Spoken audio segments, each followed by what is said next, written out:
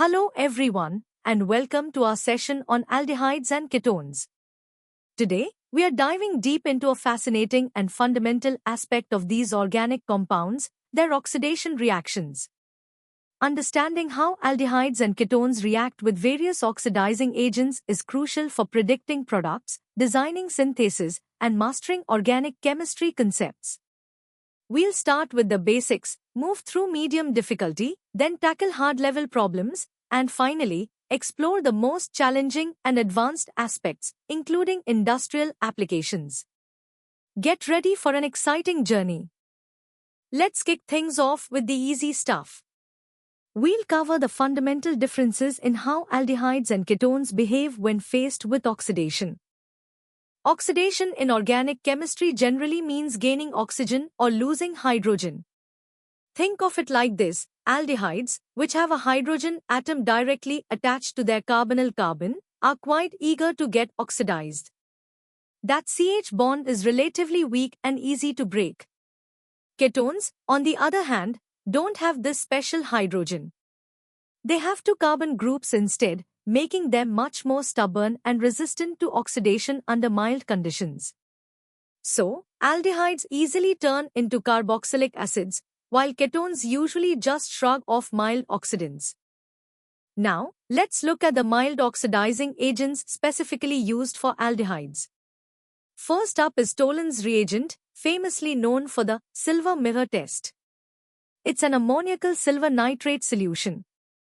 When an aldehyde meets Tollens reagent, the silver ions are reduced to shiny metallic silver, creating a mirror effect on the test tube, while the aldehyde gets oxidized to a carboxylate. Then we have Fehling's and Benedict's solutions, which are alkaline copper, 2, complexes. With these, aldehydes reduce the blue copper, 2, ions to a distinct red precipitate of copper, I, oxide. These tests are super useful for telling aldehydes apart from ketones. Alright, time to test your understanding. Here are 3 practice questions at the easy level. Take a moment to think about them. Q1. Which of the following compounds will give a positive Tollens test? Propanol, propanone, benzaldehyde, acetophenone? Q2. Write the balanced chemical equation for the oxidation of ethanol with Fehling's solution. And Q3. Explain why ketones do not readily undergo oxidation with mild oxidizing agents like Tollens reagent. Good luck! Now that we've covered the basics, let's step up our game to the medium level, where we'll explore deeper reasons and more complex reactions. Why are aldehydes so easily oxidized? It all comes down to that unique CH bond on the carbonyl carbon. It's relatively weak and highly susceptible to attack by oxidizing agents. In watery or alkaline environments, aldehydes can even form a gemdiol intermediate, which is then very easily converted into a carboxylic acid. But what about stronger oxidants? Reagents like acidified potassium permanganate or dichromate, or even concentrated nitric acid, can also oxidize aldehydes to carboxylic acids, often more rapidly than mild oxidants. The end product is still the same, a carboxylic acid. Ketones, as we learned, are tough cookies. They resist mild oxidation because they lack that special CH bond. But under vigorous conditions, think strong oxidants like hot, concentrated KMNO4 or K2Cr2O7 ketones will oxidize. This process isn't gentle, it involves breaking the carbon-carbon bonds right next to the carbonyl group. The result? A mixture of carboxylic acids, each with fewer carbon atoms than the original ketone. This leads us to Popov's rule for unsymmetrical ketones, which states that the carbonyl group preferentially stays with the smaller alkyl group during this cleavage, influencing the major products formed. These differences in oxidation reactivity are super useful for distinguishing between aldehydes and ketones. Remember Tollens and Fehling's tests? Aldehydes give a positive result, forming a silver mirror or a red precipitate, respectively, while ketones show no reaction. Another useful reagent is chromic acid, or Jones reagent. Aldehydes react, showing a color change, but ketones are generally unreactive under these conditions. These simple tests are invaluable in the lab for identifying unknown compounds and are a direct consequence of the structural differences between these two functional groups. Understanding these distinctions is key for your advanced preparations. Alright, it's time for some medium-level challenges. Here are 5 questions to solidify your understanding. Q1. Predict the products when 3-pentanone is vigorously oxidized with hot acidified KMnO4. Q2. A compound, X, gives a positive Tollens test but does not react with Fehling's solution. Is this statement correct? Justify your answer. Q3. Arrange the following in increasing order of their reactivity towards oxidation: propanol, propanone, ethane. Q4. How would you distinguish between benzaldehyde and acetophenone using a chemical test? Write the reaction. And Q5. Give an example of an unsymmetrical ketone and write the possible products formed upon its vigorous oxidation, mentioning Popov's rule. Pause the video and give these a try. Ready to dive deeper? Let's tackle the hard level, where we'll unravel more complex mechanisms and special reactions. At the hard level, we look into the why behind the what. For aldehydes, the oxidation by mild agents like Tollens and Fehlings often proceeds through a gemdiol intermediate formed in alkaline solution. This gemdiol then loses electrons to the metal ions, getting oxidized to a carboxylate. For stronger oxidants, pathways can involve radical mechanisms or direct attacks on the CH bond. For ketones, oxidation is much tougher, requiring C to C bond cleavage. Popov's rule, which states the carbonyl stays with the smaller alkyl group, helps predict major products in unsymmetrical ketones influenced by intermediate stability and steric factors. For instance, in 2-pentanone, the major products would typically be ethanoic acid and propanoic acid due to this preference. Let's explore 2 more fascinating hard-level topics. First, the haloform reaction. This is a special type of oxidation specific to methyl ketones, those with ACO-CH3 group, and acetaldehyde. When reacted with a halogen like iodine and a strong base like NaOH, the methyl group is completely halogenated, then cleaved off as a haloform, like iodoform, a yellow precipitate, leaving behind a carboxylate salt. This reaction is super useful for identification and synthesis. Second, the oxidation of cyclic ketones. Under vigorous conditions, like hot concentrated nitric acid, cyclic ketones undergo ring cleavage. The ring breaks open, forming a dicarboxylic acid. A classic example is the oxidation of cyclohexanone to adipic acid, a crucial industrial precursor for nylon. Finally, at this level, we consider selective oxidation reagents. Jones reagent, a solution of chromium trioxide in sulfuric acid and acetone, is a powerful oxidant. It readily oxidizes aldehydes to carboxylic acids. Importantly, it can also oxidize primary alcohols to carboxylic acids and secondary alcohols to ketones. However, ketones themselves are generally resistant to Jones reagent under typical conditions. This selectivity makes Jones reagent incredibly useful in organic synthesis, allowing chemists to target specific functional groups in molecules that contain multiple oxidizable sites. Understanding this selectivity is key for designing synthetic routes and predicting reaction outcomes in complex molecules. Time for some hard-level challenges. Here are 7 questions to really test your grasp of the concepts. Q1. Predict the major and minor products when 3-methyl-to-butanone is subjected to vigorous oxidation with hot acidified KMnO4. Justify your answer using Popov's rule. Q2.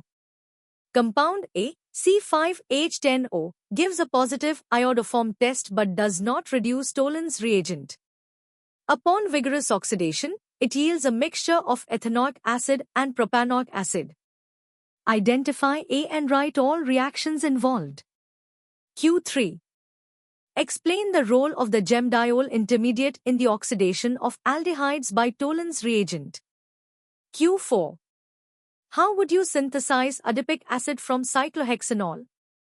Q5. An unknown compound gives a positive test with Jones reagent but does not give a silver mirror with Tollens reagent. What functional group might be present? Q6. Write the complete reaction for the oxidation of propanone with Cl to NaOH. Q7. Compare and contrast the oxidation of benzaldehyde and benzoic acid with respect to their reactivity towards KMnO4H+. Take your time and think critically. Alright, buckle up. We are now entering the hardest level, exploring the most intricate mechanisms, advanced reagents, and real-world applications relevant for G Advanced and beyond.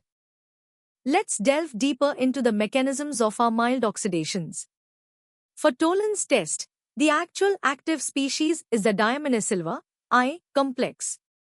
The aldehyde first forms a gemdiol, which then deprotonates to an alkoxide anion.